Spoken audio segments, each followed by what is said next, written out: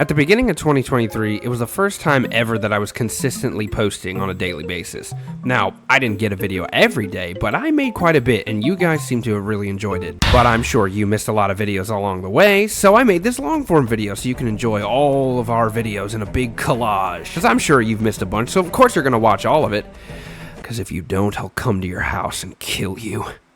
In Minecraft! But thank you guys so much for your support and for subscribing, and if you haven't subscribed already, make sure you do, because it really helps. And I love you, Spartans, but enjoy the rest of the video. And all these shorts are the complete unedited version, so there's a lot of mistakes, so whoever goes into the Discord and posts the most recognized mistakes will get a grand prize. So make sure you watch all of it. Top 5 things that I hate in Call of Duty Zombies.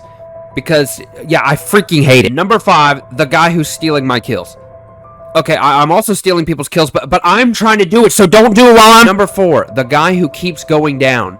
Bro, just quit the game. Why are you still going down? I don't care what round it is, get better. Number 3, when your friend asks him to train the zombie when he goes to the bathroom, and then you turn around, the zombie's gone, and then he kills you, or him, or vice versa. I don't even know what I'm trying to say. Number 2, random expensive guns or doors that are absolutely useless and garbage. It's literally like the devs are like... Number 1, the guy who keeps grabbing the kabooms while we're trying to rack up points. Like, I hope your mom dies. Top 5 best things that you can experience as a gamer. And if you haven't experienced any of these things, well, you're not a gamer and you shouldn't be listening to this video. Number 5, beating a boss. If you've played Elden Ring or any of the Dark Souls games, you should know very well that it's so hard to beat a boss. It's practically impossible, so I don't even know why I play the game. Number 4, catching a dub. Catching that victory royale, that tasty winner chicken dinner, that Warzone victory.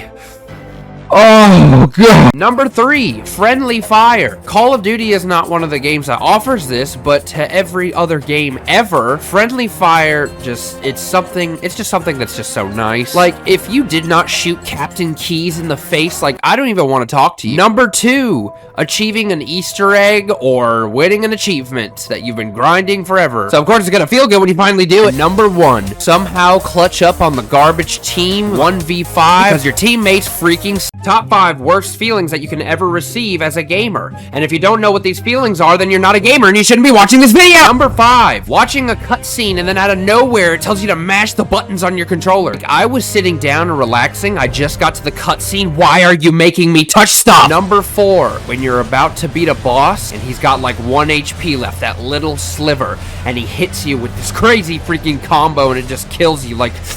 Oh my God! Number 3, when you had the full potential to win and you just didn't. You just choked because you suck. Number 2, lag. Everybody knows it if you play online gaming. It's just, there's no way around it. Your latency's too high. You're too far from the router. Get closer. Number 1, when you get in a lobby and it's just full of people playing music or yelling, or people with that Connect mic in the background. You can hear the people cooking food and having a party in the back. Top 5 things that every gamer misses, but nobody talks about because every time you mention it, they say it's just a skill issue. Number 5, not having to purchase a game and then purchase the battle pass. Like, I already had to convince my mommy to give me all the money. Now you want me to pay for the battle pass? Number 4, when cool camos and skins were earned and not paid for in the store or the item shop. But now all I gotta do is ask my grandma. Number 3, no one plays casual anymore. Everyone is a sweat. Everyone is going for that dub. Nobody wants to just play around anymore. I mean, to be honest, I'm pretty sweaty. Number 2, everything is a battle royale now. I'm not really complaining. It's really good to feel a dub, you know, after you beat an entire lobby, but it's just getting too much. Number 1, when your rank actually mattered, when you would see that infamous logo right in the corner of a person's gamer tag, and you knew that that's Prestige Master, that's Inheritor, that is the top G. Top 5 things that are 100% not normal, but because we're gamers, we've normalized it, and now we're weirdos and we can't talk to girls. Number 5, invisible walls. Why can't I mount this 2-foot fence? Well, because the Lord has willed me not to! Number 4, when you genuinely defeated somebody with skill and intelligence and he refers your mother as horse. Doesn't matter how good you are, your mom's still a hoe. Number 3, not being able to interact with anything unless it's a gun or a weapon. What's that? I can't open this door? Number 2, NPCs. You could commit the most heinous crime in front of an NPC. You could bug them all day, you could hit them with a bat, you could do all sorts of terrible, gruesome things. His programming gets reset, he goes straight back to, I used to be an adventurer like you. Then I took an arrow in the knee. Number 1, time to kill. Believe it or not, ladies and gentlemen, a bullet to the head of any caliber will most likely end your life. Top 5 things that every gamer has done, and if you haven't done this, then you're a liar and you're not a gamer and you shouldn't be watching this video. Number 5, reloading no matter how many bullets are in your magazine. What's that? You fired 1 bullet? Well, you better start reloading, buddy. That bullet's gonna count in the long run. Number 4, saving the game and then wreaking havoc upon everything on the earth just so you can go back to the last save. It's just really satisfying, but it's also really psychotic. But that little kid insulted me. Number 3, being rude for no reason to somebody in the lobby. Your voice is a little squeaky there, pal. I'm gonna have to bully you. Number 2, making a stupid mistake. Every single one of us has done it. We've mined diamonds right next to a lava pit. We've meleeed when we were trying to shoot. We rotated the wrong way when we weren't supposed to, and it upsets me. Number 1, every gamer has rage quit. Go ahead and go in the comment section, talk about how you're some hardcore gamer. I know you've done it. Everyone's done it. Top 5 things that no gamer ever does, and if you do these things, then you're either a psychopath or you're a liar. Number 5, leaving a magazine somewhat empty or shooting until all the bullets are out of the magazine instead of reloading. Like, if you do this, you probably pour milk before you pour the cereal. Number 4, shooting friendlies. If you're a person who plays video games and you've gone your entire life without shooting a friendly, then you probably have no friends. Number 3, you follow traffic laws while playing an RPG. Like, who wakes up, loads up Grand Theft Auto just so they can sit in traffic? Like, it makes no sense. Number 2, not breaking any laws. I don't think that there's a single person who's played a video game and not broken at least one law in the video game. It's just not possible. We want to do it. Everybody does it. You know it's true. Number 1, completing a quest in a timely manner. I can't name a single person who met Bob the farmer and did his wood collecting side quest immediately. Don't even lie to me. 5 things that are not normal, but because we're gamers, we normalize it. Part 2, in case you forgot. Number 5, walking in random people's houses. Can you imagine being the homeowner in this situation, just literally in the middle of the night, having your house just literally walked into after you lock the door and everything, like, hey, what's for dinner? Number 4, never being tired. You could venture around the entire planet, complete main quests, complete side quests, do everything in the entire game, but you will never get a lick of sleep. Number 3, being a bullet sponge. The gods have willed that you have plot armor so no bullets will ever hurt you. And when they do, all you gotta do is wait a few seconds behind a wall and you'll be healed right up. Number 2, healing. Like we said before, healing does not make any sense. Oh, hold up, I just got hit with a 50 caliber bullet. Let me just sit here and wrap myself up with my med kit. Number 1, killing millions of people. If you play FPS or RPGs, then you've most likely killed enough people to classify you as Adolf Hitler himself. Top 5 things that kill you in games that would never kill you in real life. I like how it's so easy to die even in a video game. Number 5, water. Now, there's 2 ways that you can die like this. Either you sat underwater for 15 seconds and your lungs exploded, or water is just out of bounds for you. Uh-oh, you touched water. Die! Number 4, out of bounds. This is like the deadly equivalent of the invisible wall, but it just doesn't make any sense. Everything looks the same, but if you walk past a certain point. Number 3, throwing knives. Now, unless you're getting hit right in the head with a throwing knife, like, it's not even deadly amounts of damage. Like, you'll get hit with a throwing knife and your character will just be like, ah! Number 2, punching. I don't care if you hit me 15 times with the butt of a gun. There is no freaking way that I'm dying right there on the spot. Like, that should not even be a viable option to kill me. Number 1, all the miscellaneous other crap that just should not kill me. It doesn't make any sense. Why is it killing me? I don't know. Top 5 things in gaming that don't kill you, but would 100% kill you in real life. I don't care if you use Unreal Engine, it still doesn't make sense. Number 5, a rocket launcher. I don't care if you're 5 feet or 20 feet from a rocket that went off from a rocket launcher. That is instant death, no revive, you're going straight to heaven. Number 4, lethal grenades. If I throw a Semtex at you, there is no reason that you should still be alive. Oh, I'm down. Let me just revive myself. Number 3, headshots. I've mentioned this before. A bullet of any caliber should end your life. If I'm shooting literal 50 caliber bullets at your head and it's just cracking your plate, that is not realistic. Number 2, fall damage. It doesn't matter what height that you fall from. Oh, I just need a revive. Help me. Uncle Ben, what happened? Fall damage. Number 1, bleeding. If you get shot, there is no way to patch up a 15 centimeter hole. Top 5 worst times to have the feeling like you're gonna crap yourself. As if getting good at the game was not hard enough. Now I'm literally about to poop my pants. Number 5, when you're literally near end game and it's closing circle and you've got like 2 or 3 teams left. Like, you can't even focus on the game. It's like you need to focus because you're about to catch this dub, but the little guy's like, I need to get out of here. Number 4, when you're high rounding in zombies. There is nothing worse than being on round 40 in a zombies match. Your bowels have decided to betray you. I guess you could get to that last zombie in the round and have your buddy train it, but do you really trust him? Number 3, watching an unpausable cutscene. Imagine watching the most important movie of your life, but your body is violently shaking trying to hold in the... Number 2, when you're literally in the middle of a race. You're trying to hold first place, but you're also trying to hold the crap coming out of your butthole. Number 1, being in the middle of a very high intense match. 1v5. Plant the bomb and kill all of the people trying to defuse it. But Top 5 most likable people who play video games. These people are the GOAT and you have to make them your friend. Number 5, the guy who's here just to have fun. Now, it can be annoying at times when he's like really, just not doing anything at all. But the guy who's like good, but he's also having fun, like that dude is super chill. You have to kiss him on the mouth. Number 4, cosmetic modders. You know the guy who like mods, but he doesn't use it to his advantage. Like he just purely does it so you can have a good time or so you can have a cool looking skin. He just looks so cool. Number 3, the funny guy. There's nothing better than being able to play a match and just wanting to win, but this dude just lays this fat joke right on your nut. Number 2, the respectful gamer. As much as you want to hate this guy because he's on the opposing team, every time you kill him, he's like, GG's, bro. Sometimes you'll be rude while you're saying it, like, haha, loser, and he'll be like, GG's, and you're like, oh, what have I done? Number 1, the humble guy. Every time you tell him how good he is, he's like, nah, I'm all right, Like, bro, what? Halo died when we died on Reach, and this is why.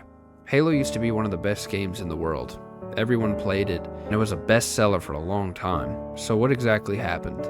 Well, the sad coincidence is that the last game that was ever made by Bungie and Microsoft together was Halo Reach, the same game that introduced customization to making your character the main character of the game. And of course, as fate has it, after the long hard fight, we die in the end. And in so being, when we died, Halo died with us. And that's why gamers may be ruining the very games that they love. And this is why. On one of the videos that I made talking about how Halo died on Reach, somebody commented on my post. He said people need to stop crying for sequels to clearly finished game franchises. They will stop ruining the legacy of these games if you stop letting them. And I didn't really think about it until now, but he has a very valid point. Us gamers get so hungry for that new release, and we want it to be just as good, if not better, than the previous game that we played. Unfortunately, we're giving developers the impossible task to make a game that's better, while also in a timely fashion. And it's putting a struggle on gaming. Either developers are going to become so innovative that the game that they were trying to make becomes so different that it takes away the fan base, or they're going to keep it so similar that gamers will say that they just got lazy. We don't know when the next game that we play is going to be the last good game of its franchise. I don't really know what the moral of the story is here, but I think that we should all just live in the moment, because there may not be another time that we'll be able to do so. There is no scarier enemy than the Flood, and this is why. The first time the Flood was introduced was in the first Halo, and they were cunning, and no matter how old you were when you played it, it was chilling. So what makes the Flood so terrifying? Well, the fact that they're all mentally connected means that if one is after you, the entire embodiment is after you. And when the Flood kills you, it doesn't really kill you. It just envelops you into its parasitic unity. You don't really die. Your body stays alive as the parasite's host, and as you're fully conscious watching everyone you know becoming infected, you are unable to do anything as it controls you. I doubt we'll ever see any enemy scarier than that, because there's nothing scarier than watching everyone and everything you know turn into one big parasite. The best part of gaming is the gaming community. and this is why. We all know that gaming is amazing. It's fun, it's distracting, it's emotional, but the real credit has to go to the gamers. In the last video that I posted about gamers, I talked about how we might be to blame for games getting released too early or too unfinished, but credit has to be given where credit is due, and the credit has to go to the gamers. Without the love of games from a community, games wouldn't keep making releases. We've seen hearts poured out into cosplay, poetry, tributes, fan art, animations. A lot of them look better than developers' work. We also have to credit the community for the fun that we have on multiplayer. To be able to enjoy a game with someone who feels just as strongly as you do is a blessing. So, from one gamer to every other gamer, thank you. 343 may have doomed Halo from the start, and this is why. Now, this is not a topic that everyone's going to agree on. Though most people will agree on it, not everyone will. And because of that, there's a clear divide in the Halo community of those who blame 343 for the issues that Halo has seen, and those who don't. Either way, the statistics are showing that Halo is suffering. Halo 3 had a 4.9 out of 5 rating, followed by Halo Reach that has a 4.8. Once 343 stepped in, Halo 4 came out, which had a 4 out of 5 rating. And then Halo 5, which had a 3.1 rating. 79% of people think that 343 is responsible for the downfall of Halo. There's a sad irony within all of this. 343 Industries is named after 343 Guilty Spark, the same person who we thought was our ally, but in the end betrayed Master Chief. Maybe they didn't wake him when they needed him. Just maybe it was a little too soon. What happened to June from Halo Reach? Now, if you played Halo Reach, then you are aware that June actually escorted Dr. Halsey on a Falcon. He pretty much escaped the fall of Reach. But we didn't really get anything into the games of what happened to June after. This left only the gamers who didn't get too much into the lore pretty much lost on what happened to June. But what's interesting is, according to pretty much all the lore, June actually hung up his Mjolnir and became a lead recruiter for recruiting Spartan Force. And he was actually the one responsible for recruiting Sarah Palmer, Buck from ODST, and all of Alpha 9 to become Spartan Force. But that's not what Google says. If you go on Google and you type what happened to June in Halo Reach, it actually says this: June tripped and broke his neck on the way to escorting Halsey off Reach, and he's dead.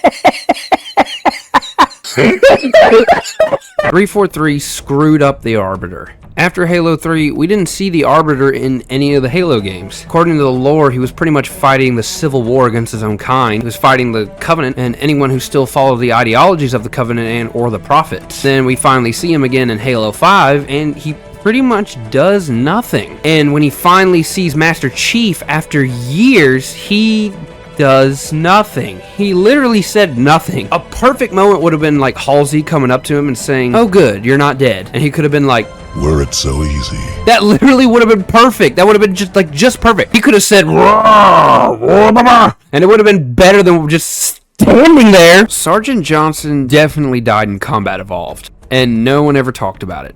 Now, in Halo Combat Evolved, Sergeant Johnson was pretty much just a secondary character, but everyone loved Sergeant Johnson so much, he pretty much became a main character in Halo 2 and 3, even having a little appearance in Halo 3 ODST. But truth be told, he should not have been in any of those titles, and it was supposed to have ended in Combat Evolved, but they completely ignored it. If you completed Combat Evolved on Legendary, the Legendary cutscene, and it's him fighting an elite, and then pretty much embracing each other when they're about to die. And there was no way that he was supposed to survive that. Not to mention all the times that you could just, like murder him and he doesn't get up.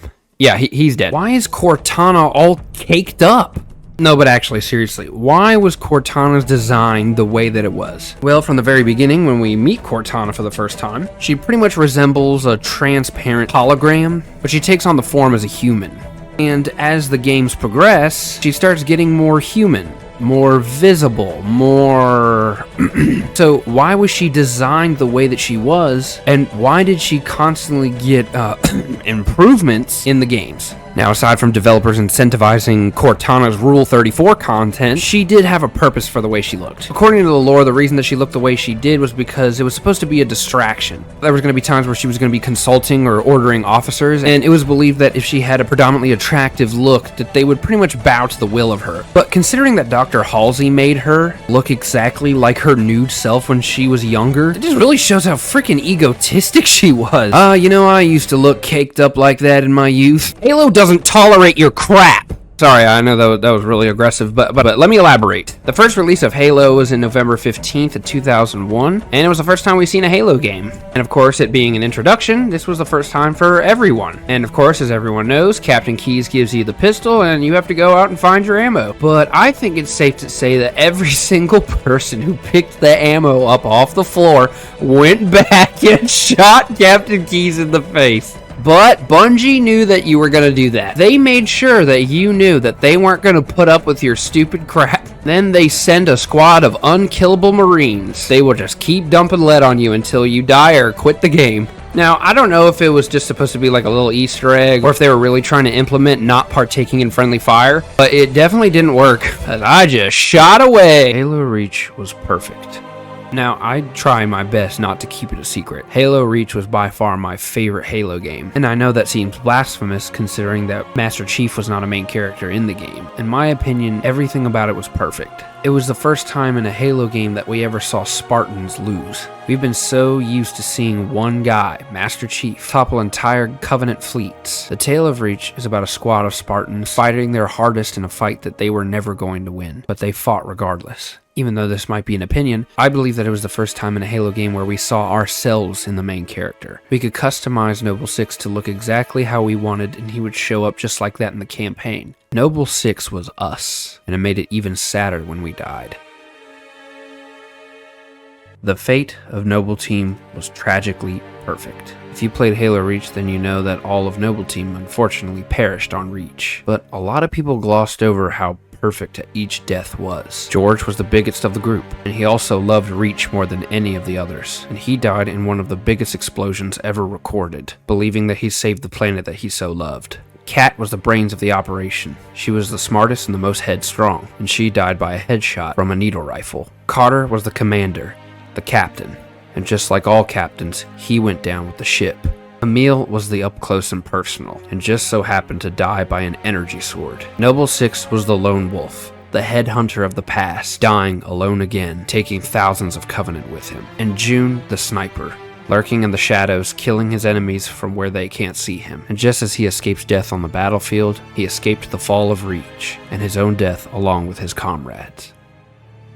What did Noble Six do before Halo Reach? Now, there was a lot of stuff that was in black ink, such stuff that we don't even know. So, where does his journey start? Well, in the beginning, when Noble Six was a child, his parents were murdered by the Covenant, and he had joined the Spartan 3 program, just like all the other Spartan 3s, not kidnapped, in order to take revenge on the Covenant that killed everyone that they loved. And he indeed was the best at what he did. He was known as Spartan B312. And after Noble Six survived an assault mission that led to the 300 deaths of other Spartan 3s, Oni pretty much tasked him to go dark. He literally did not exist. He killed thousands of Covenant and toppled fleet after fleet, all as a lone wolf headhunter. He killed so many Covenant that he was considered hyper-lethal. The only other one who was considered this was Master Chief. Noble Six was a test pilot in the Saber program, leading him to be stationed with Noble Team, and the rest is history. Sad history. Why did Emil carve his helmet? Emil's helmet, or what he called Death's Head, is one of the most iconic Spartan helmets to ever exist. But when and why did he carve Skull into his possibly very expensive EVA helmet? According to the lore, before the tale of Halo Reach began, Emil was still on Noble Team, fighting insurrectionists. And when one of the insurrectionist hostages got away from the base, and Emil went after them, he was met with an entire insurrectionist ambush, and he was dumped on by a turret. When Noble Team found him, he was riddled with bullets, including his EVA helmet. Emil did not believe in hesitation, and he swore to destroy everything in his path, stopping himself or anyone he cared about from meeting their end. And after he was attacked by the insurrectionists and damaged his helmet, he found that as an opportunity to give himself the look of the Grim Reaper that he truly was. Spartans never die. This is a phrase that we and the entire UNFC has been taught. But why does this phrase exist when we obviously know that Spartans die? Well, aside from encouraging their fellow Marines in battle, this was also a form of propaganda for the Covenant. Believe it or not, the Covenant was not the only one spreading propaganda during the war. The phrase "Spartans never die" was actually believed by a lot of the Covenant. This would explain why a few Spartans could completely obliterate a whole Covenant fleet. This was one of the reasons why they called Master Chief Demon. Because they knew how hyper-lethal he is, a good explanation would be that he has been rebirthed so many times that he knows just how to destroy the Covenant as a demon, crawling back out of hell.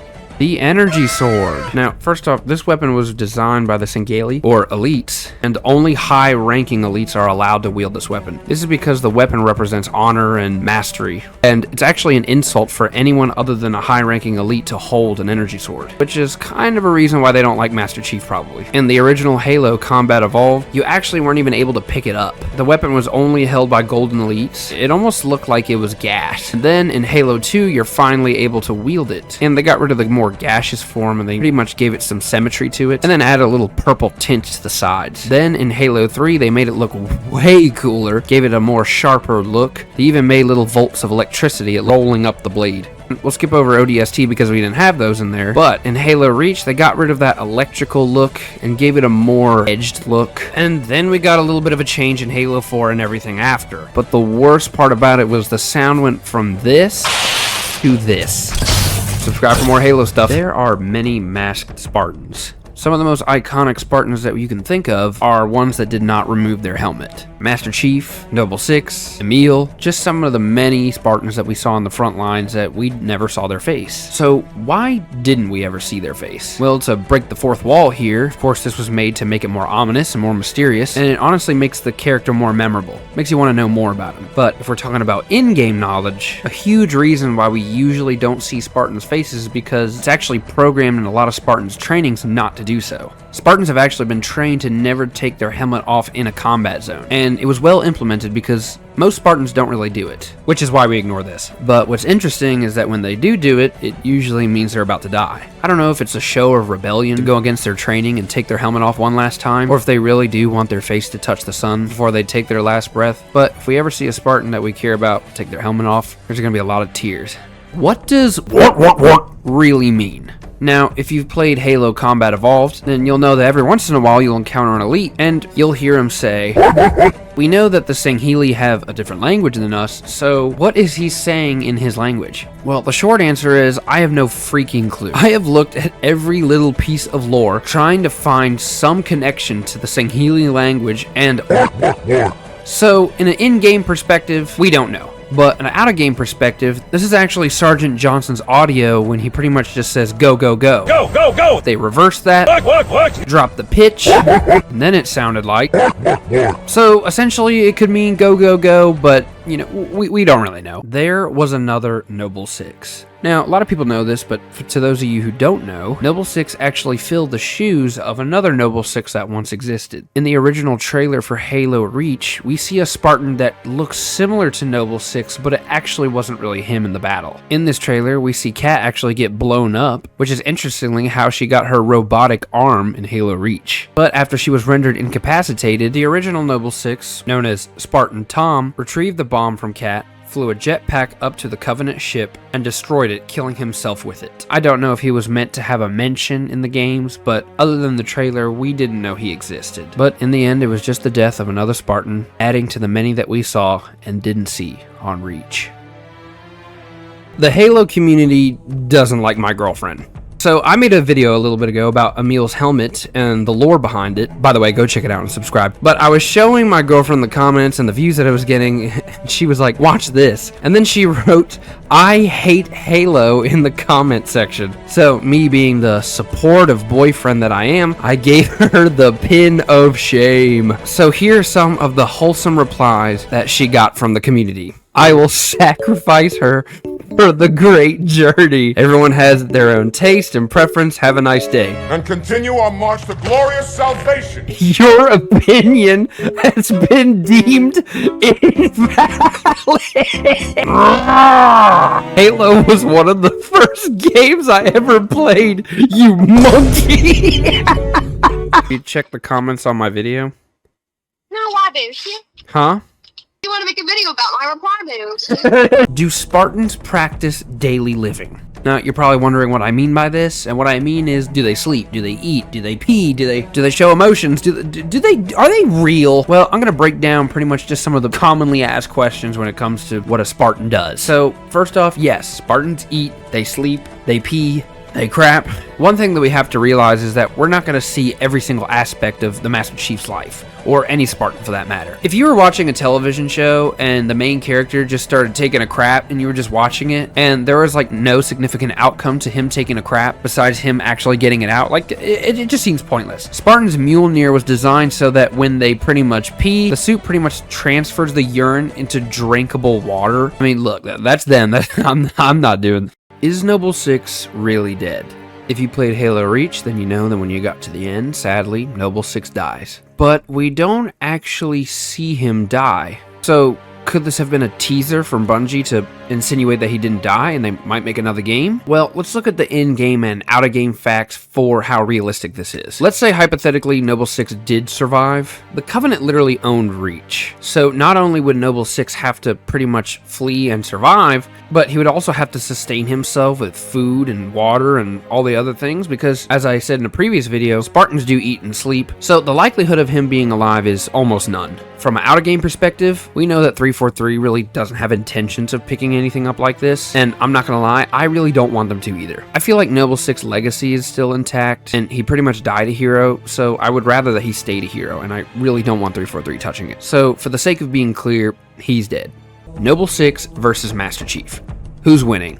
Now, let's talk about the history of both Spartans. Both of them are classified as hyper-lethal, which title has not been given to any other Spartan. Noble 6 was a headhunter and had a wide range of skill sets, and Master Chief was there before the front lines even existed, and he was so deadly that they called him Demon. So, we know that both of them are pretty deadly, but who would genuinely win in this fight? As much as I want to say Noble 6, from an in-game perspective, unfortunately, Master Chief would whoop Noble 6. Noble 6 was a Spartan 3, which means that he pretty much volunteered to be a part of the Spartan 3 program. Though he still got the same shots and augmentations as the other Spartans, it just was not the same. This is considering that Master Chief is a Spartan 2, and he was kidnapped when he was a child, and he was literally trained from a young age to be a literal killing machine. And the Spartan 2s are predominantly bigger, predominantly stronger. Unfortunately, Master Chief is winning this one. But we look way cooler than him, so literally suck on that, Master Chief. My dad was a Halo fan. One of the biggest, well, the biggest reason why I love Halo so much, my dad actually brought it to me at a very young age. In 2000, my dad actually worked for Technicolor as a pre-mastering digital tech, and he was one of the ones responsible for helping the creation of Halo. So when I was like just a baby, he brought home the original Xbox with a copy of Halo. But he also did some really weird things when he played the game, so we're gonna talk about some of the just dumb things that he did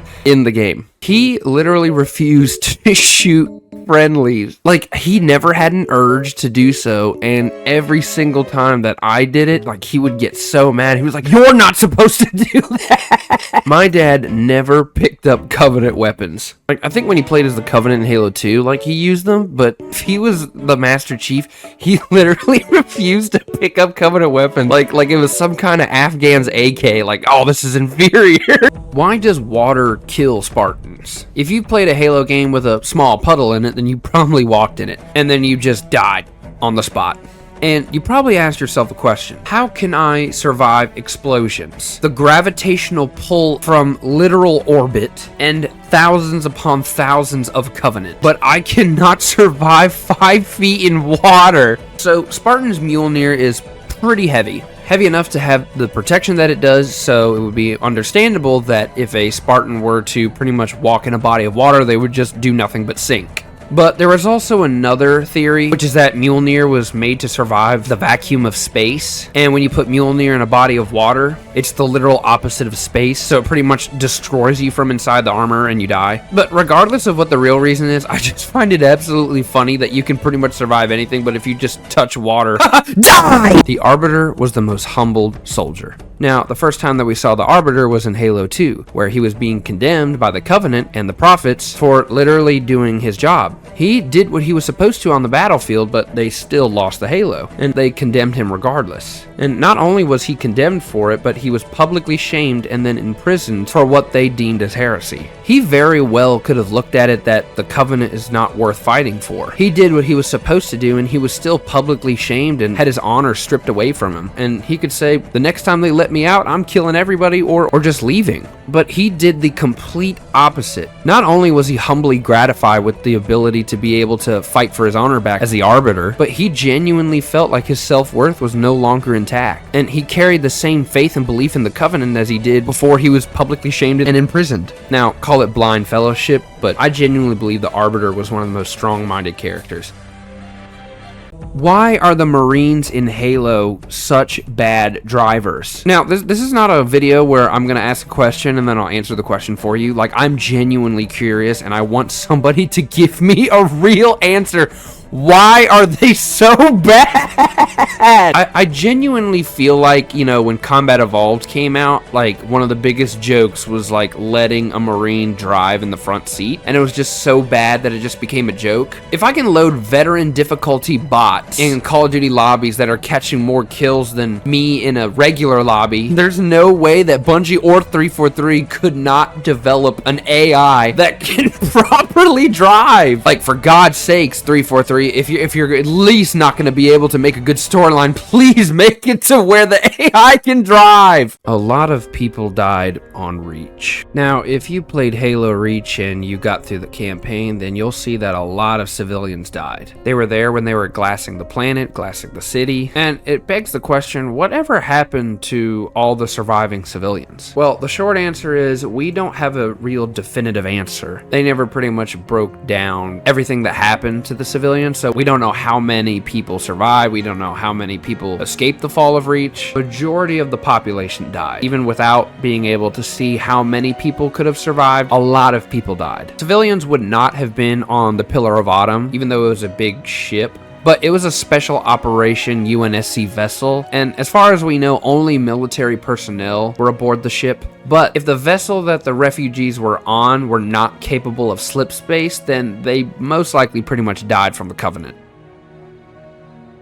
Was Oni evil? If you've gotten into the books or any lore or any of the Halo games, then you'll probably know who Oni is. Oni is partly responsible, if not fully responsible, for the development of Spartans. But the reason I'm asking if they're evil is because we know very well that the Spartan 2s were kidnapped as children. So they partook in child kidnapping and then brutally trained these kids an ungodly amount. Not to mention all the augmentations and the shots. So I'm pretty sure that we can all come to terms that child kidnapping is immoral. Oh, well, Oni's evil. Obviously, you know, they kidnap children, they abuse children, they're using them as weapons of war. Well, honestly, it's all in the eye of the beholder. You have to keep in mind, Master Chief and many of the other Spartans were product of Oni's actions. So yes, it was bad that they kidnapped children, but if they did not, we would not have a hyper-lethal demon literally killing Covenant fleets. So it's honestly up to you. What do you guys think? Are the Sangheili readable? No, I'm just kidding. We're not going to do that. But it is a genuine question. How do elites reproduce their own kind? Well, first off, you know, they mate just like, you know, other creatures, and I'm not breaking that down because I don't need any age restrictions in my content. But one thing to keep in mind is Sangheili females actually don't give birth. They actually lay eggs, and then they put their eggs in an incubation tank-like pod, and then they pretty much grow from there. And another thing is, if you're a Sangheili, you can't just, you know, reproduce whenever you want to. The race actually makes reproduction a very strictly controlled affair. They pretty much monitor the gene pools or the genomes in individual Sangheili, and if they don't meet a certain requirement because they don't want inadequate children, they pretty much restrict and forbid that Sangheili to ever reproduce. How do elites eat? If you've played any Halo game, then you see what elites look like. They literally have a gaping hole at the bottom of their mouth. Not to mention they don't have a tongue, so how the heck do they eat? Well, according to the wiki and some other lore, they actually don't chew their food. What they do is they tear the food with their bare hands, and then they swallow it whole. Like, bro, chill out. What if Bungie never left Halo? If you played Halo back in the day, then you'll remember the separation between Bungie and Microsoft in about 2007. The last game that we ever saw Bungie make was Halo Reach, and then Bungie moved to Activision and they made games like Destiny. So, what were to happen if Bungie had stayed? Well, honestly, seeing the games that Bungie had made prior, I would like to think that Halo would have been in much better hands with Bungie than 343. But Bungie is not above this blame either. We've seen the paywalls and money scheme that Bungie has indulged in with Destiny 2 and Destiny 1, and we're starting to see game companies all blend together. So the only answer I have to give is, I just don't know. What do you guys think? I turned my back on Halo. I'm sure if you guys go into my shorts feed, you'll see that I used to play Call of Duty in Warzone. And the prime reason that is I genuinely enjoyed Warzone 1. And even though I loved Warzone 1, I really wanted to play and even record Halo Reach, but I genuinely didn't think that a game that was that old would be able to be watchable. I didn't know if people would watch Halo Infinite stuff, and I didn't enjoy multiplayer that much. So I turned my back on Halo for a bit, but I posted a few videos about Halo and realized that there is still a very strong Halo community. People who still love seeing Halo and talking about Halo and just want to see more of it. So I would like to formally apologize to the Halo community for turning my back, but I'm here for the long run and I'm not going anywhere anytime soon. I hate the divide in the Halo community. If you're a Halo fan, then you are either on one side or you're on the other. And if you're a true Halo fan, then you most likely already know what I'm talking about. There are people who don't like what 343 has done with the games and they wish it could go back to the way the Bungie did. And there are people that like what 343 is doing and believe that people should stop hating on it. And I'm not going to break down who's right, who's wrong, because it quite honestly doesn't matter, because at the end of the day, we all love Halo just as much as the next person. The fact that there is a divide between us is proof that we love the game enough to talk about it and have the divide in the first place. I genuinely don't like seeing Halo fans getting pitted up against each other just because of a small opinion about the franchise. And even if it's a big opinion, it still should not separate us, because at the end of the day, I love the Halo community more than any other community, and I think it's time that we just come to an agreement. We, as the Halo community, love Halo more than we hate each other. Let's just play some Griff Ball. There is an enemy scarier than the Flood. So I made a video a while back talking about how the scariest enemy was the Flood, but I have never been more wrong in my life. There is an enemy in a specific Halo game that was more terrifying than any Flood spore could ever be. The Jackal snipers on Halo 2 are so freaking scary! If you put Halo 2 on Legendary and you're running the whole campaign, like, you're guaranteed at least once to get shot out of nowhere from these things. Halo is funny. Now, if you've played any Halo game, then you'll have at least seen at least one little Easter egg or one little instance where something is just really funny. And it's definitely a testament to how good Halo really is. And it really does need to get commended, because we don't see that in a lot of other games. Every single Halo game that you can think of, if you stare at an NPC for long enough, they're going to give you some kind of funny dialogue. Do you do foot massages, Arbiter? Greetings! I've taken a grievous wound. What are you? Make me a sandwich. It's just so funny for a very serious game. Why don't you take a crap in my hat? Would you go back in time?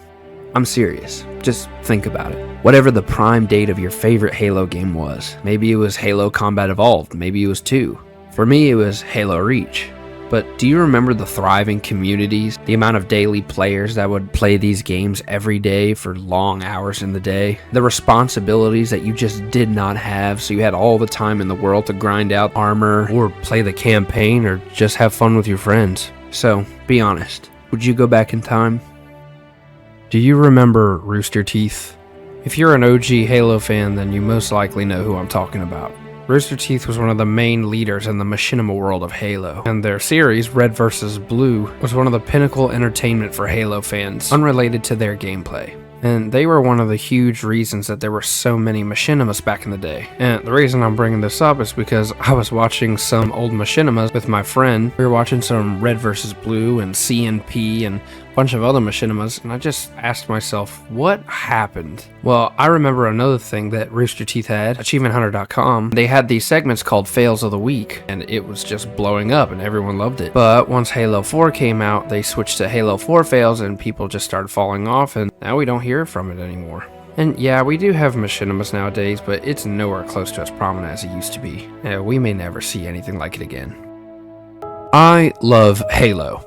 Now, this probably doesn't come to any surprise to anyone who watches my content, but I do genuinely love Halo. I love it so much that I made a very important video about Halo, and I'm not gonna lie, I got emotional making it, because it just brought up a lot of memories, and I really loved making it. But my channel is mostly known for shorts, and though I do very well on my shorts content, this one didn't do too well. I was actually kind of disappointed because it was actually my best work I've ever made, and it just did not get any views. So if you're watching this and you love Halo, please watch my long form content. Please subscribe so I can stop selling feet pics. When is the next Halo game coming out? Now, the last Halo that we saw was Halo Infinite, which was in 2021, and it's coming up to be 2 years from now. And a question that's being asked is, when is the next Halo going to come out? Unfortunately, or fortunately for some other people's case, we aren't going to see another Halo for a little bit of time.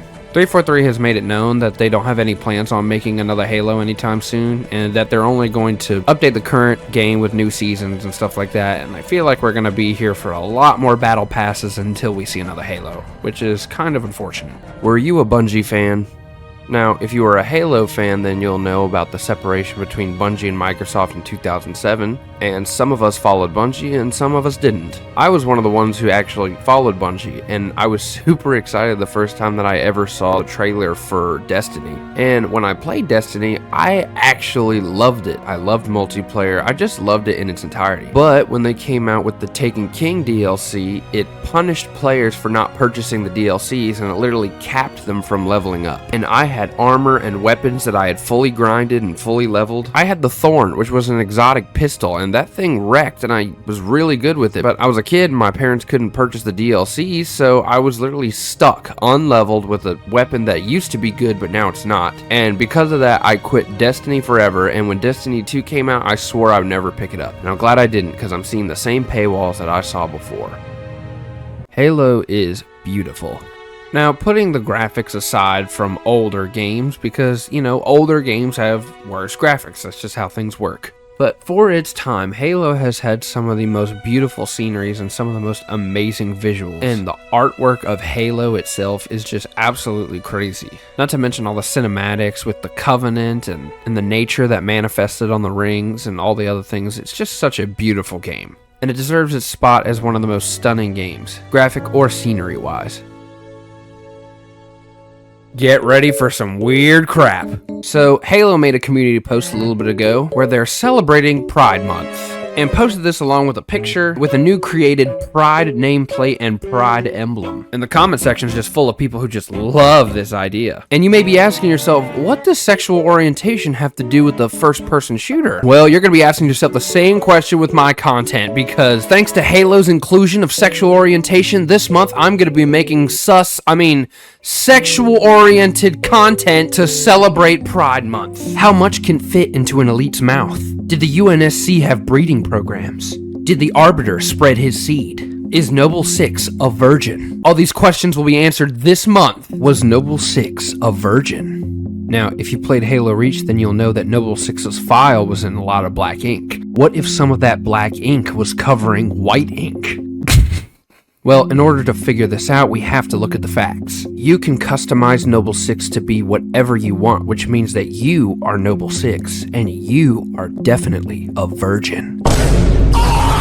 Captain Keyes had that dog in him. If you're into the lore of the Halo games, then you'll know that Captain Keyes had relations with Dr. Halsey, and made his daughter Miranda Keyes, which means they smashed. Not to mention that, but because Dr. Halsey created Cortana, Cortana took on the form of Dr. Halsey's naked self, which means that every day that he sees Cortana, he sees a half-naked, caked-up version of the chick he smashed. What the heck is this? If you played Halo Infinite and you go to the customization page, you'll know that you can customize the look and color of your AI. But they look like this. And it begs the question, why does the guy from Fortnite get some half-naked caked-up lady, and I get a stupid orange trapezoid. Is Cortana breedable? POV, Big Daddy Chief is out on a business trip killing the Covenant, and an objectified female artificial intelligence requests you inspect her files. But soon you realize she's just a hologram of an artificial intelligence, and any breeding would be impossible. Until we look back at this Halo 4 cutscene with Cortana and the guy from Fortnite, where she exists and can alter the physical world. And considering the AI in Halo Infinite was a copy of Cortana, this proves that she can reproduce, which concludes that Cortana is indeed breedable. But the real question is, would you take the risk of letting the guy from Fortnite catch you? Xbox is based. Now, there's been a lot of recent uproar because of Xbox decisions to change their profile picture from this to this. And it begs the question, is Xbox trying to signify that gay people burn in hell? No, I'm just kidding. They're promoting Diablo 4. It was a joke. It was a joke! How much can fit into an elite's mouth?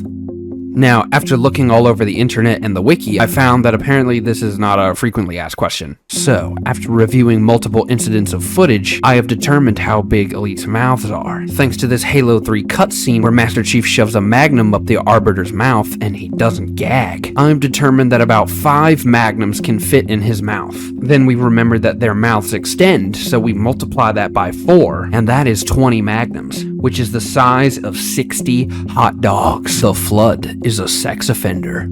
Now, if you've played Halo or read into any of the lore, then you're well aware of the Flood infestation, and you'll know that they're a parasite that takes over life forms in pursuit of consuming the entire universe. But there's one thing that everyone neglects. Flood spores enter individuals' bodies without their consent, and when you enter a person's body without consent, that is a sexual offense. If you've been sexually assaulted by the Flood, you may be entitled to financial compensation. Or if you just need a friend, I'm here for you. Does Master Chief have tiny little balls? Now, there's a rumor going on since the beginning of Halo. Due to the thyroid augmentation of predominantly Spartan 2s, they lost their genitalia. But after reviewing the procedures and augmentations, I have determined that this is hearsay. But if the serum that they take is like steroids times 10, then maybe that means it shrinks their balls times 10. But the real question is, if the serum is super steroids, and the male phallus is a muscle, does that mean the Master Chief has a huge penis? Did the UNSC have breeding programs? Now, since the beginning of Halo, the Human Covenant War has led to a lot of human casualties, and it may lead one to suggest, how did the humans repopulate? Well, the UNSC most likely already feared this problem, and implemented breeding programs, grabbing candidates with good genomes and having them procreate with each other. But after looking all over the internet and the wiki for its existence, I was unable to find anything. But this is understandable, because if I were the UNSC, I wouldn't want files covered in white ink, dripping all over the public. Join the Discord. Was Master Chief a virgin? Now, if you've looked into the lore of Spartan 2s, you'll know that they were kidnapped when they were children, and immediately trained to become Spartan 2s. So, when would the Master Chief have gotten a wet willy? Well, if he was spending all his time fighting the insurrectionists and then the Covenant, he would have no time, until we look back at this scene in the Halo TV show. But considering that this is the worst thing that's ever existed ever, we ignore it, which means that the Master Chief is a little virgin. But the real question is, if Cortana let him smash, would that count as him losing his V-card? Does Spartan's Mjolnir jerk them off? Now, if you've read into the lore about Spartan's Mjolnir, then you'll know how advanced it is. Defecating into the suit allows it to create an edible material, and urinating in the suit allows for clean drinking water, and the suit is quite comfortable. So, does this include a mechanism that would physically please you?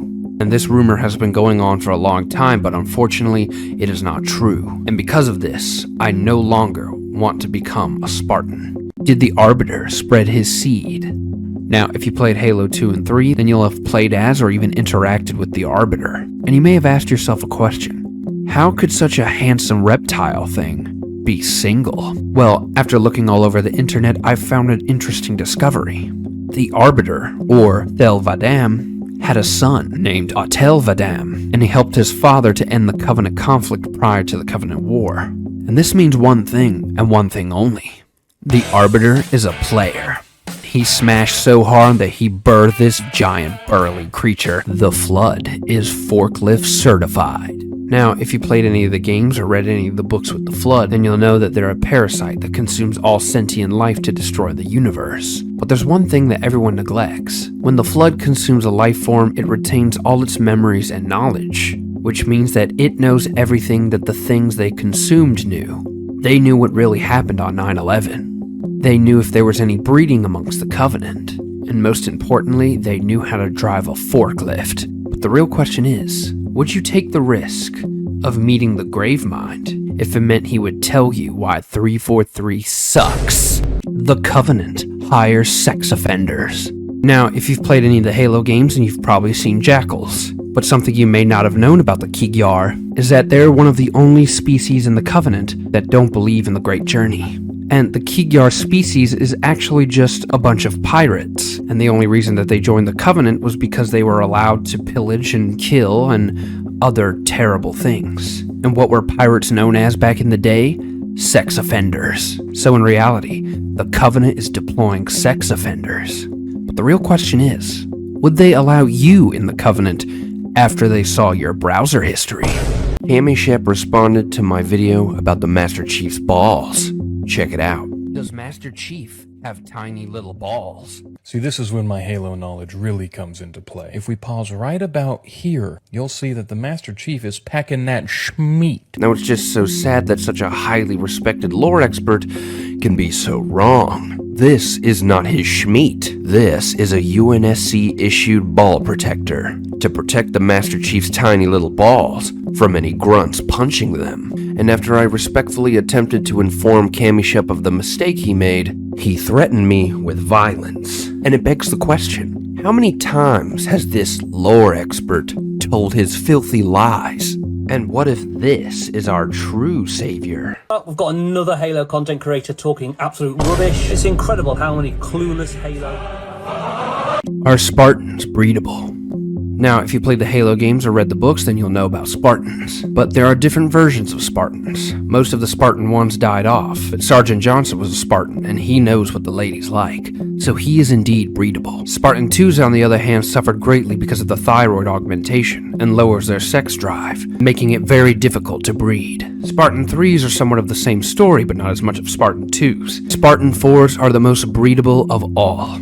But the real question is, would you still choose to breed with a Spartan 4? After seeing Master Chief's humongous throbbing pee, how did Cortana make Master Chief a simp? Now, if you played Halo 4 or 5, you'll see that Master Chief was simping hard for Cortana, going completely AWOL and going against the wishes of the UNSC and the other Spartans. But why would Master Chief do such a thing? Well, because Cortana had a devious plan, and it worked perfectly. When Master Chief goes into cryo sleep at Halo 3, before Master Chief woke up, Cortana knew she was going corrupt. So in order to ensure her survival, she upgraded her attractiveness so the Master Chief would simp for her and do anything she asked. But the real question is, would you have done the same? After seeing Cortana's Rule 34 content, are grunts breedable? Now, if you played the Halo games, then you'll know grunts, and you may have looked at them and wondered, I wonder if I can breed one of those. Well, if you're trying to reproduce, then you're not going to be very lucky unless you breed with a human. But could you still breed with a grunt? Well, considering the grunt's small size and very scared personality, this means that they are submissive and breedable. However, something you may not have known is that they breathe methane gas, which is why they wear those big backpacks full of methane gas. And if you're not careful in the sheets, one wrong thrust and you'll end up a mile high from a grunt explosion. But the real question is, would you still take the risk after seeing Flip Yap's humongous? Did the Covenant partake in interspecies breeding? We don't really know, but it's very unlikely. Jackals didn't like grunts, brutes didn't like elites, and grunts didn't like anybody. So most likely no, but that doesn't really matter. But what really does matter is that it's almost the end of the month, and that means no more sus content! Do hunters have sex with each other? Yes, they do. Hunters are made out of a bunch of worms, and when the hunter gets too big, it splits off and it makes two hunters. That's why there's always two hunters always together, because they're like brothers. But in their downtime, they literally play games and have sex with each other. But as shocking as this is, it doesn't even matter, because sus month is finally over. Now I'm depressed. I don't even want to talk to you. Well, it's official. It's finally the end of sus month, and now I have to go back to making normal content. Not for long, because I just took every single video that I made this month and put them all into a best of sus month compilation for you all to watch. Just imagine finding out if Noble 6 was a virgin, finding out if Cortana's breedable, and answering the question of if Mjolnir jerks you off all in one video. Check out the video on my channel. I just made this video so you guys could re-experience your childhood. You're welcome.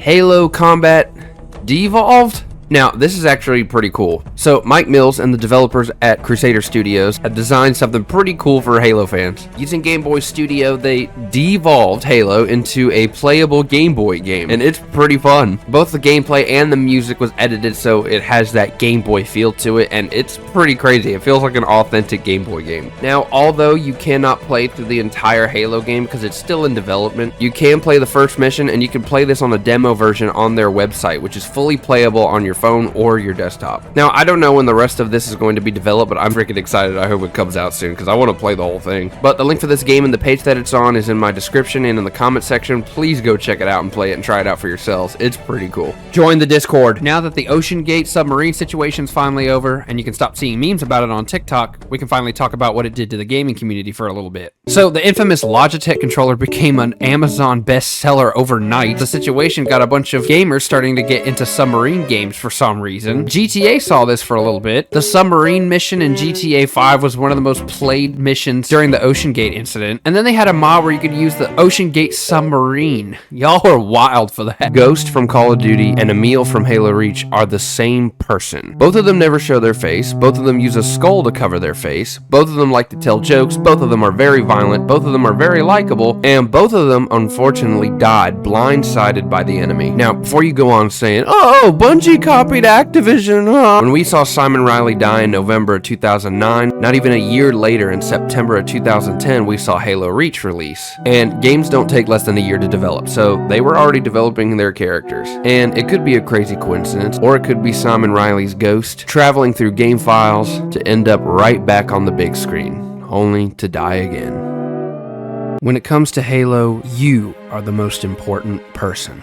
Now, when we think of Halo, we think about the Master Chief. But in Halo Reach, you are the main character. And I do mean you, because everyone who played as Noble 6 could customize him or her to be exactly what they wanted, which means that we all were Noble 6. And the actions we took on Reach saved countless lives. But before you start feeling like you didn't matter, just remember, Cortana didn't choose John 117 first. She chose you.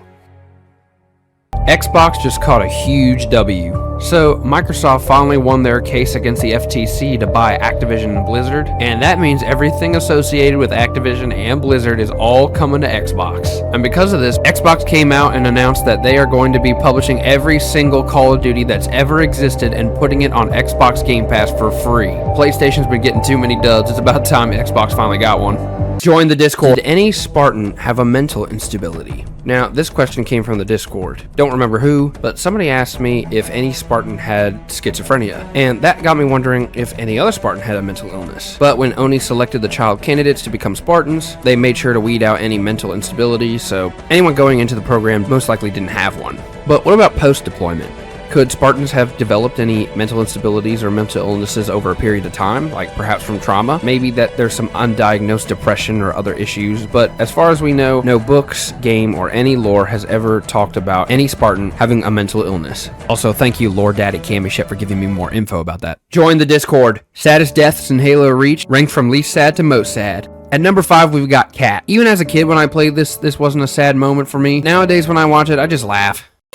At number 4, we got Carter. His sacrificial death was pretty sad, but in the end, if he didn't slam that pelican into the scarab, we would have died. And he said his goodbyes, and he did it in a really cool way, so it just wasn't as sad to me, since his sacrifice wasn't in vain. Unlike number 3, which is George. The saddest part is that George sacrificed himself, and in the end, it didn't even matter. Not to mention, there's a bunch of Marines that are just hanging around, just watching this happen. Why didn't the Marines arm the bomb? And then both of us could have jumped off that. And number 2, we got Emil. Emil was definitely one of the saddest deaths in Halo Reach. And he went out like an absolute monster. I'm ready! How about you? No, Emil, I am not ready. And at number 1, of course, Noble 6. I've explained many times that I believe Noble 6 was each and every one of us since we could customize him, so I felt like each and every one of us died out there on the battlefield. Join the Discord. I just wanted you guys to know this as a reminder. I made a video about this a little while back. When GTA 6 comes out, whenever it comes out, I said I'm dropping everything to play it, and I still mean that. I love Halo, I love a whole bunch of other games, but GTA 5 was some of the most legendary. So I've been playing Call of Duty Zombies recently on my live streams, and I made it to where you can pay for my suffering. And you guys like watching me suffer. And I set a record for my last live stream thanks to all you guys' donations, so all the thanks is in the description to all you who donated. And thank you to all your donations. I love you guys. But there was one specific individual who stood out completely. I have been trying to find this guy on Discord. I've been trying to figure out if anybody knows him, but I cannot find him. He came into my live stream and stayed there for a while, donated over $100, and said he wanted to be a part of the community. The crazy part about his donations is he didn't want me to quit the game, he didn't want me to throw away my guns, he didn't even want me to stand still. He just wanted to give me money and tell me that he enjoyed my content. But after the live stream, I was looking to go thank him, but he didn't have a Discord, I don't see anything. All I have is this channel. Favorite Watermelon, if you're watching this, please go into the description in the comments. There's the link to the Discord. I want to say thank you. Crazy game idea. Halo Flood and COD Zombies mash up. Here's the game. So I'm sure you've heard about the Microsoft deal with Activision. Let's say in a hypothetical world, Microsoft owned Activision completely. Then legally they can mash up Halo in the COD universe, but specifically the Zombies universe. Let's say the beginning cutscene for this new Zombies map is a bunch of dead Marines becoming zombies on Zeta Halo. And by accident, these COD Zombies release the alleged flood spore that's in the sublevel of Zeta Halo. And then that flood spore infected a zombie and immediately learned about the multiverse before Nikolai destroyed it, about Samantha, about everything, and in order to gain more mass, the flood-infected zombies start trying to recreate the multiverse. So in this map, you're fighting against the zombies, the flood zombies, while simultaneously trying to stop them from creating the new multiverse. And you'll have Halo weapons to protect yourself, and you could pack-a-punch them, and you could craft like Halo Wonder weapons, like you could have the elemental gravity hammers or elemental energy swords. And the name of this map? Flood of the Multiverse. Just in the last 90 days, this channel alone has gotten over 37,000 subscribers. And you guys have been enjoying my live stream, so I am introducing memberships. Amazing perks, loyalty badges, custom emojis, membership, and so much more. Join now. Master Chief versus the Flood or versus COD Zombies? Which one's worse? Now, the last video I made was about an idea for Halo COD Zombies game, but making the video made me have a question. What would be worse for the UNSC? Fighting the Flood or fighting a horde of COD zombies? And all rules apply. If they kill the last zombie, the round restarts, and when the round restarts, they get harder, and it just keeps going and going. Now, of course, naturally, I would think the Flood, right? You know, but let's say it's not about dying. Let's just say it's about the possibility of defeating them. What do you think would be harder to do? Have the UNSC fight off every single Flood spore, killing every single one that they come across, or running around trying to find parts and secrets to unlock an Easter egg, which will eventually stop the horde? What do you think? Join the Discord. Why are elites hated so much? Now, all through the Halo games, if you saw somebody with a custom elite instead of a custom Spartan, you'd be like, what are you doing? Why are you having an elite? Now, personally, I choose the Spartan because you can customize a lot more. I mean, elites is just ranking, but I see no problem with elites. But a lot of people are just such split lip haters. Is that racist? Am I racist for that? Am I gonna get in trouble? I can understand why the UNSC would be hesitant, but they shouldn't hate them. They were just following orders, following their religious beliefs. I mean, eventually they came to their senses. I mean, not all of them, but most of them. And they're just doing what any other soldier would do. Follow orders. But they came together, stopped the flood. There's no need for this Sangheli hate. Would you become a Halo Spartan? I just wanted to clear the air for what a Spartan really is. Immediately, your life is done. Everything that you like, everything that you enjoy, all the stuff that you want to do that's never happening. Your entire life is going to be killing everything in sight that the government points its finger at, and it's going to be like that for an eternity. Now, of course, it depends on what kind of Spartan you are. It depends if you're a Spartan 2 or a Spartan 3. Now, if you're a Spartan 1, you're just kind of dead, unless you're Sergeant Johnson. But I mean, once you start getting to Spartan 4s, they're still a little less, constrained, but, they have a less likely chance of surviving than a Spartan 2, and they're almost doing the same thing that they're doing. So, what you are signing up for is, yes, you get a lot of strength, getting the chance to kill a bunch of Covenant or insurrectionists if they're unlucky. There is no watching TV, there is no playing video games, there's not even having sex most of the time unless you're luckily a Spartan 4. Join the Discord. TikTok is at it again, and it is not good. So I was going to make a video yesterday about Halo or Call of Duty or something, but then I got a ping from Camishep's Discord server. If you guys don't know who Camishep is, he's a Halo content creator who had over 130,000 followers on TikTok, and the ping pretty much just said that he got banned on TikTok out of nowhere and he pretty much just has to restart. And I talked to him personally about it, and he told me that he doesn't know why. It just says community guideline violation, and he's already appealed the ban, and they've already denied it immediately, and that's just freaking terrifying. Just me personally, with how much growth we've seen on TikTok and YouTube alone in the past 4 months, I would be devastated, angry. There are no words to what I would be if TikTok just swept me from under my feet and stole everything that I had, all the work that I'd done. That man had years of work just stolen right from him, and it wasn't even clear to why. But I'm hoping that Camishep can get his account back, because this is just ridiculous. And if he can't get his account back, I'm hoping that he can grow enough and get 10 times the amount that he had on his new account. And if you guys want to follow that account and give him some love and make sure that you can get him through this, his new TikTok account is called Camishep Official. The Red Cross is tired of gamers committing war crimes in video games, and they even went as far as to make a website dedicated to stopping gamers from committing war crimes in video games. And considering that Call of Duty is riddled with nothing but war crimes, me and 3 other trained experts have decided to take it into our own hands and stop these war criminals. No horseplay, that wasn't me. Sorry. Good evening, gentlemen. I'm hired from Red Cross. Hey, I didn't tell you to speak. It has come to my attention that there have been a lot of war crimes going on in this war zone in every game that you could imagine. So I'm here to discipline you to the maximum of my ability to make you good and trusted soldiers of the Red Cross Army. Whip out your... excuse me, stay in line! Now on for sensitivity training. I'll give you a random scenario. Let's say I'm just a random middle-aged black man, and I am...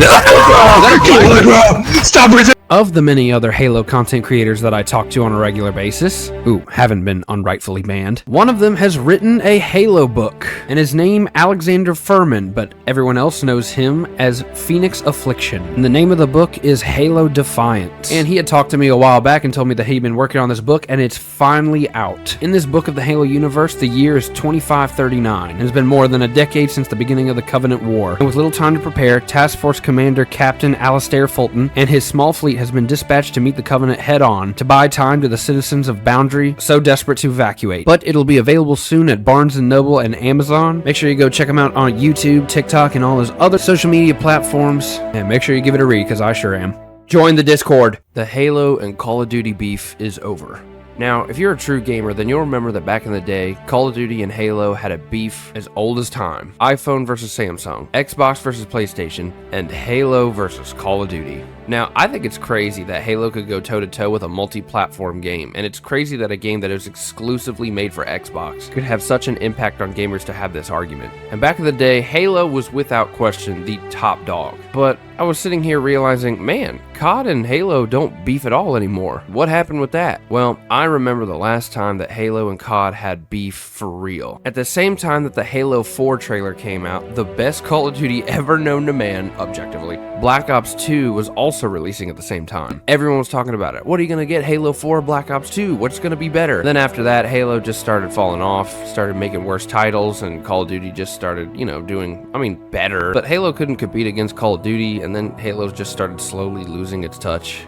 Ranking every Halo FPS from worst to best. Let's go! At dead last, we got Halo 5. This game was terrible. Worst campaign of the entire franchise. Multiplayer was alright, but it didn't save it. At number 7, we got Halo 4. Campaign was alright, but multiplayer was bad. And when I say Halo 4 campaign was alright, I mean that in the most mundane way possible. At number 6, we got Halo Infinite. I wasn't too much a fan of the campaign, and when it first came out, multiplayer was terrible. But it's starting to get better, but it's just nowhere close to what Bungie was doing. At number 5, we got Halo Combat Evolved. Now, it seems cruel to put the original Halo in pretty much middle place, especially considering that it started the entire franchise, but I still have respect for it. At number 4, we got Halo ODST. There was no multiplayer, so, you know, it gets a lower ranking, but campaign was absolutely amazing, and still one of the best soundtracks ever. At number 3, we got Halo 2. Campaign and the soundtrack for this was absolutely incredible. At number 2, we got Halo 3, and I know that might upset people because a lot of people put Halo 3 at the top best. I don't blame them. One of the best campaigns, one of the best multiplayer, but it just can't top number 1. At number 1, we got Halo Reach. All around, it was a perfect game.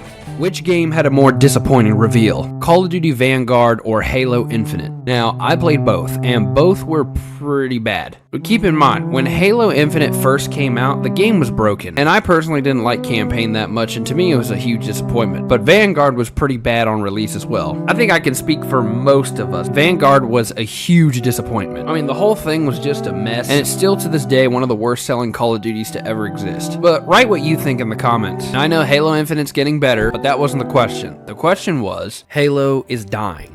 These 3 words I am constantly told when I make content about Halo, and sadly, I agree. I don't like what 343 has done with Halo, and it's just getting worse. But that doesn't mean we should just forget about Halo. Bungie's Halos were the best because what they did was nothing like we had seen before or now. The campaigns were legendary, the multiplayer was fun, the lore was vast, the dialogue was both serious yet hilarious, and the games were perfect. Halo won't die here because the content I make is a salute, even if it is to a dead game.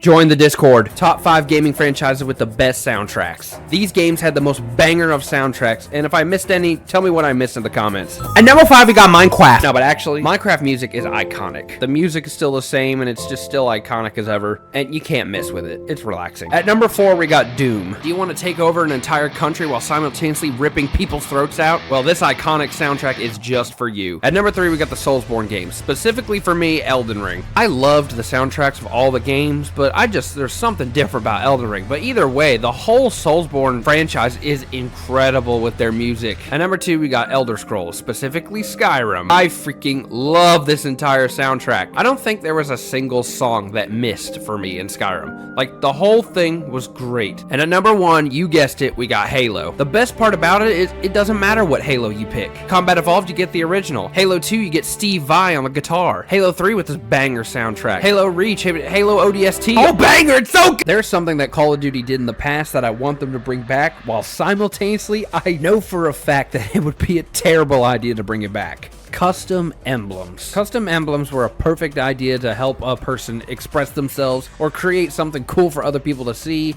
but simultaneously, it was also a way to get racist, bigoted, nude, just a bunch of crap. Join the Discord. Modern Warfare 3 will have zombies. And that's not even the best part. And the best part, believe it or not, is not the video that Activision came out with. By the way, absolutely awesome. Cinematic was great. But the best part about it is that in the video, after the zombie outbreak happens, we find out that this is actually a canon event, and it actually affects the storyline. If you guys remember, and if you don't, I'll keep you up to date. Nikolai collapsed the entire multiverse, so there is no world where there are multiple possibilities. Like before in previous Call of Duty titles, where the actions that you did could create a different timeline with different reactions and different consequences. After Nikolai collapsed the multiverse, there is only one timeline, only one possibility, and I wondered, how are they going to bring zombies into this? There's no way they can put in the timeline, but here they are. Zombies are canon, and it's in the timeline, and it's going to be awesome. Join the Discord. I feel like this doesn't get said enough in the gaming community, but characters in video games with skull mask or skull face are usually pretty cool, but it's an unwritten rule that if you take their skin or their helmet or whatever